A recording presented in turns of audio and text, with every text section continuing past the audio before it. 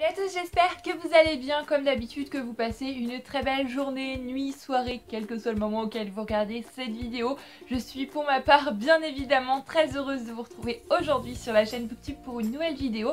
Et aujourd'hui ça va être un update saga. C'est dingue parce que j'ai l'impression que le dernier update saga que je vous ai fait c'était il y a pas si longtemps que ça. Mais en ce moment j'ai vraiment envie d'avancer dans mes sagas, c'est plutôt chouette. J'ai pas fait exprès mais aujourd'hui ça va seulement être du jeunesse, du young adulte, puisque les choses se sont faites un petit peu comme ça. Et on va commencer sans plus tarder pour éviter que cette vidéo ne soit trop longue.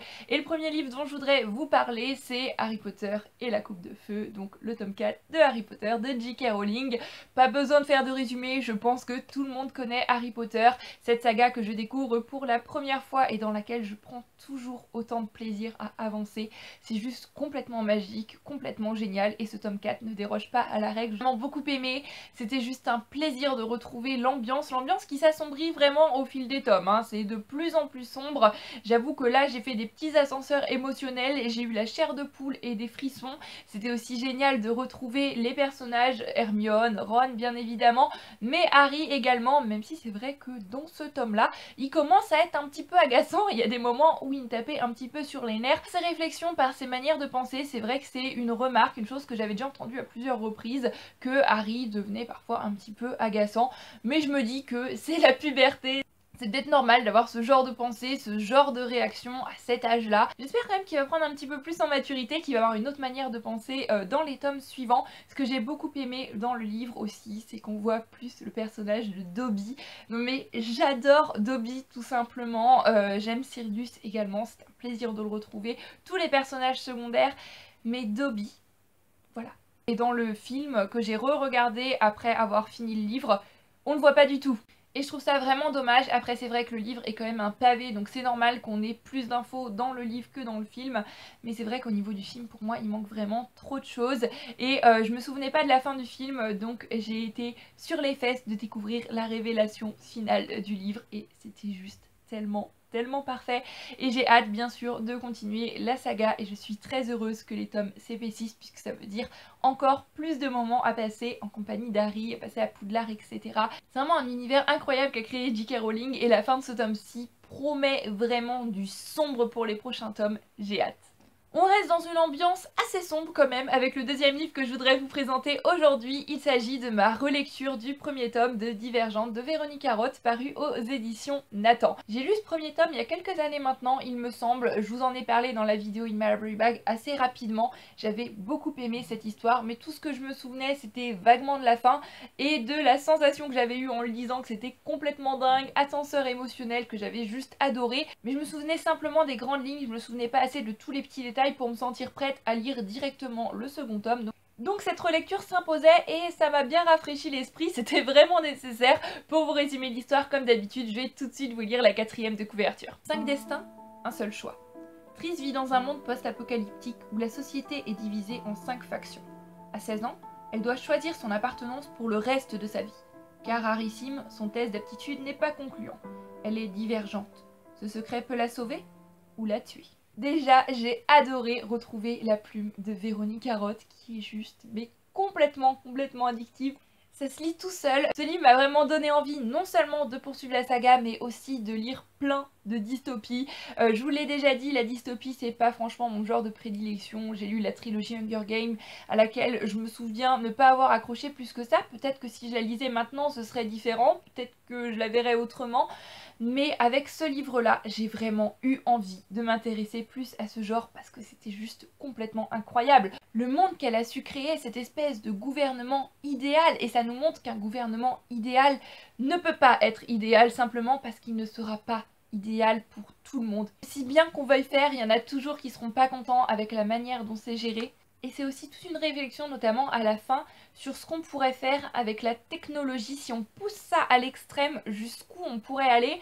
Et c'est juste carrément flippant, voilà, moi les dernières lignes, les dernières pages, ça m'a juste hérissé les poils parce que j'ai trouvé ça à la fois complètement surnaturel, mais on se dit que si on pousse la chose à l'extrême, est-ce que ce serait vraiment plausible? Et finalement, j'ai pas du tout envie de savoir si c'est plausible ou non, mais waouh, rien que l'idée de la part de l'autrice, c'était juste complètement génial.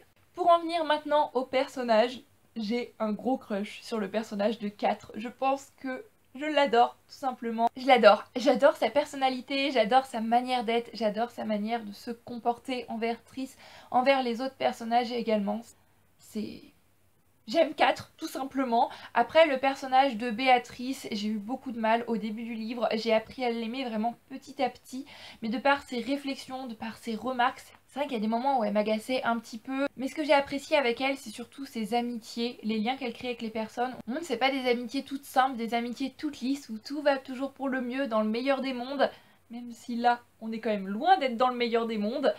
Voilà, j'ai aimé ces amitiés et j'ai hâte de voir où elles vont amener au vu de la fin de ce tome-ci dans le tome 2. En tous les cas, la fin de ce premier tome, ça m'a juste fait une de ces montées d'adrénaline. Je peux pas trop vous en dire. Si vous n'avez pas encore découvert cette saga, ce qui peut être possible, hein, comme moi qui n'ai pas lu la suite de cette saga, mais c'est vrai que pendant un moment de temps ça a fait quand même beaucoup de bruit, ça a fait un sacré buzz, ça a été adapté au cinéma, mais je peux que vous recommander. En tous les cas, le premier tome est juste génialissime, j'ai hâte de découvrir la suite, d'autant plus que tout le monde dit que la fin du troisième tome est juste pas possible, qu'il y a beaucoup de gens qui disent qu'on peut pas s'en remettre, que c'est incroyable.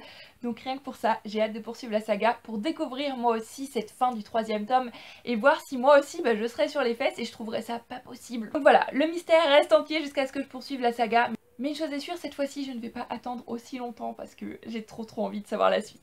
Et on termine cette vidéo avec le troisième livre que je voudrais vous présenter. Et c'est également une relecture pour pouvoir lire la suite, cette fois-ci d'une duologie, puisque j'ai lu La pire mission de ma vie de Robin Benway, paru aussi aux éditions Nathan. Et j'ai beaucoup aimé cette relecture également, c'était juste ce qu'il fallait, et frais, c'était de l'humour, et je vais sans plus tarder vous lire la quatrième de couverture. Le pire danger pour une espionne ? Craquer pour sa cible. Maggie Silver a ouvert son premier coffre-fort à 3 ans. Quand on est fille d'espion, ce genre de prouesse, c'est la routine. À 16 ans, elle décroche enfin sa première mission en solo. Son objectif ? Accéder aux infos brûlantes que détiendrait Armand Oliver, journaliste. Sa méthode ? Se rapprocher de son fils, le trop charmant Jess. Sa couverture ? Devenir une lycéenne comme les autres. Le hic ? Personne ne lui a expliqué comment ne pas tomber amoureuse de sa cible. Pareil, ce livre-là, je l'avais lu il y a quelques années maintenant, et si j'avais pas lu la suite, c'est qu'à chaque fois c'était pas disponible à la médiathèque, ou alors quand c'était disponible, j'avais plus vraiment envie de le lire, donc là je pense que je vais simplement réserver le deuxième tome et le lire dans pas trop longtemps, parce que c'était juste génial. J'ai passé un très bon moment, même si pour moi c'est plus de la romance que de l'espionnage, parce que le côté espion c'est simplement en toile de fond, mis à part à la toute fin du roman, mais c'est plus une romance. Mais une très bonne romance que j'ai beaucoup appréciée, qui a su faire fondre mon petit cœur. J'ai adoré le personnage de Jess. J'ai adoré le personnage de Maggie également, qui est vraiment très attachante, et on ressent vraiment ce vrai dilemme entre sa partie espionne, donc c'est-à-dire toute sa vie, comment elle a été élevée, ce qu'elle a toujours fait, et la partie premier amour qui commence à découvrir ses sentiments, qui sont en contradiction avec ce qu'elle est censée faire. Donc c'est un petit peu le clash entre vie professionnelle et vie privée. Toute cette histoire d'espion, cette romance, c'est fait avec beaucoup d'humour, que ce soit le personnage de Maggie, que ce soit les personnages secondaires, son ami Roux que j'ai beaucoup apprécié également, qui m'a énormément touchée et qui montre ce besoin en fait d'être entouré. C'est vraiment un besoin, on ne peut pas être seul tout le temps, sans amis, sans personne à qui parler.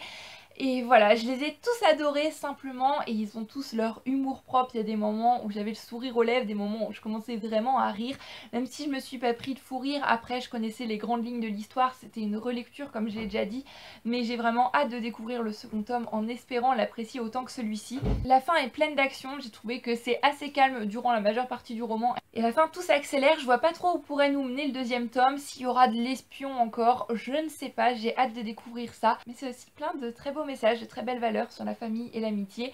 Un livre que je peux vous recommander après une lecture peut-être un petit peu plus lourde, c'est vrai que ça passe tout seul.